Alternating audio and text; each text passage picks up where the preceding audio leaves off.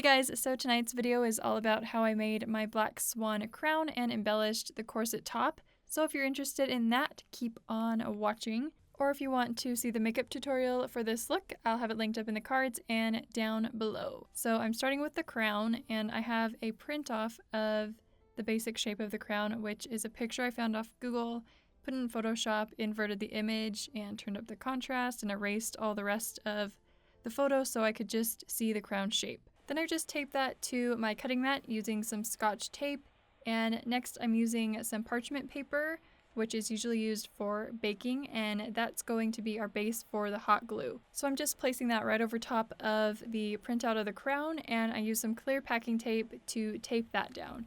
And I haven't found any tape that really sticks to parchment paper, but since we're not moving around or anything, it will be fine to just help hold it in place. So this is what our setup's gonna look like, and for the actual crown, I'm using some good old hot glue, and I got these really long glue sticks, so I used less than 2 for the entire crown. And I'm starting out by just hot gluing along the base of the crown. I'm doing a few layers so it's nice and sturdy, and I'm also extending my ends out a little bit so it's a bit longer.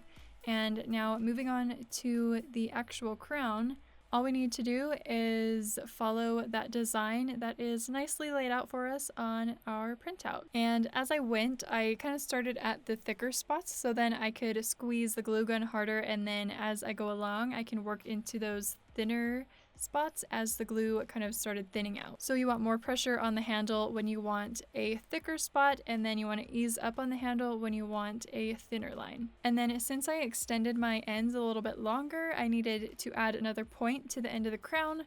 So I just kind of followed the same shapes as the rest of the points. And then once I've finished my first layer of the entire crown, I'm going back in for a second layer. And this is going to make the entire thing a bit more sturdy. I did a test one with only 1 layer and it was just pretty flimsy. So I decided to go in with 2 for this one.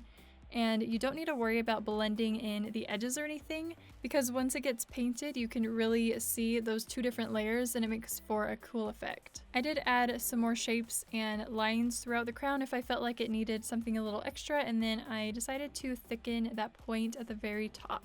So now we just have to wait till it dries to peel it off from the parchment paper, but this one end was dry, so I thought I would show you guys just how easy it's gonna come off when it's all dry. This is quite a bit of hot glue, so it's gonna take a few minutes to totally cool down and harden, but once it does, I'm just going to carefully slide my hand underneath the crown and just look how magical it is.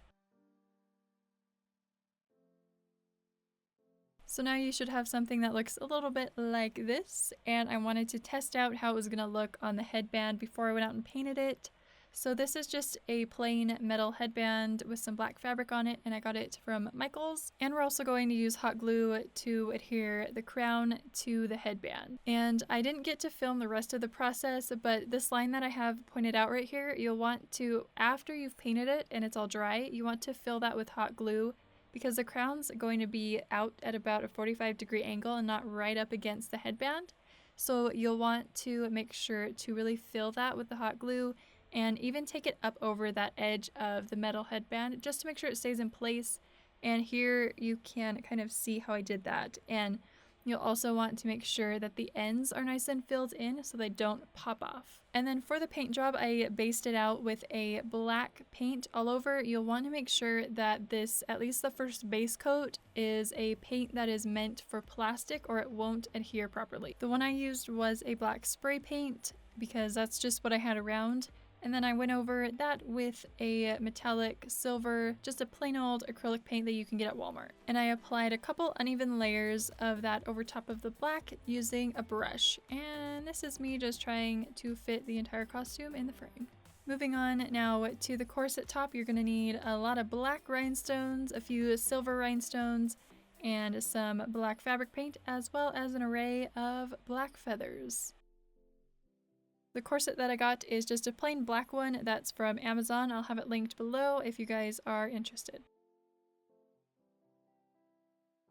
Starting on the rhinestone side, I drew out a template first and I measured it up to the corset to make sure that it was the size that I wanted, and I laid out all the rhinestones so that I could see how I was going to place them. And in the end, I did change the shape a little bit, but it was really nice to just have this laid out for me from the beginning. And while we're here, I just want to show you guys my freaking adorable mouse pad. It's from Art Press Studio on Etsy, and I'll have them linked below. They do custom mouse pads, and they also have other cool ones, so I'm going to link it down below. And then this is what my desk looked like for the entirety of September. And I was catching up on the blacklist as well. Alright, so I've got my corset laid out, and don't mind this mess of what it looks like right now. I started by applying them with hot glue, and they ended up kind of popping off, at least a lot of them did, so I decided to take all of them off, and I found this glue at Hobby Lobby. It's the Beacon Fabri-Tac Embellish It, and this one is specifically made for sticking rhinestones and things to fabric. So I'm working in small sections, and I first started with the outline, and I did a little line, and then I would place some of my rhinestones down, and then I would do more of that line and put some more rhinestones down. And as I went, I realized I could start covering larger areas at one time because this glue did take several hours to dry. This was also a lot nicer than using hot glue because I had more working time. But since this part of the corset is shaped a bit, you have to keep in mind that you need to have that shape propped up while it's drying, or else the fabric's going to sink down and your rhinestones might not stick properly. And then I also found it helpful to use a little wooden dowel to help move my rhinestones into place. So I'm just going to continue doing that to the rest of this side.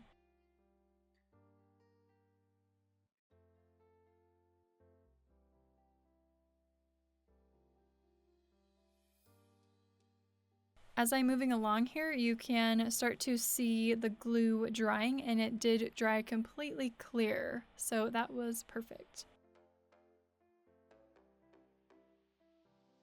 I ended up using more than one bag of those multi-sized rhinestones that they sell at Joann's. So this is what it looked like once I had modified the shape and had all my rhinestones down. And now I'm holding the shape of the fabric up with my tennis shoe. So for the other side, I didn't get to film it. I was kind of everywhere in September, so I didn't get to film every single costume and prop thing, but I wanted to show you guys at least so you kind of had an idea. I first decided where I wanted to place my feathers, and for the most part I used just those straight feathers for the base, and then I added in some of those more fluffy ones, and then a few of those skinny curved ones. These ones are all from Joann's as well. I used that same glue to glue down all the feathers, and I made sure that they were totally dry before moving on, and you do need to hold those in place while the glue dries so that they stay there. And then once I put the feathers on, I went in with a layer of the black fabric paint, and this is the paint that I used, and it's really nice because it has a little fine detail tip, so I could create that webbing, and I did one layer of that webbing, and then I added some of those bigger black rhinestones and a few of the clear ones, and then I went over that with another layer of that black fabric paint webbing, and as you can see, I kind of tried to blend it up into the feathers so it had kind of a natural look to it, and I let that dry for quite a while. I would say at least let it dry overnight because that is quite a bit of fabric paint, so it needs lots of time to fully dry. But once it's all dry, you're good to go and nothing should be going anywhere. So that's going to be it for this video. I hope that this was helpful to you. If you have any questions that I maybe forgot to cover in here, please let me know down in the comments and I will do my best to answer them. Again, if you want to check out the makeup tutorial for this, it's linked down below. Thank you guys so much for watching, and I will see you tomorrow.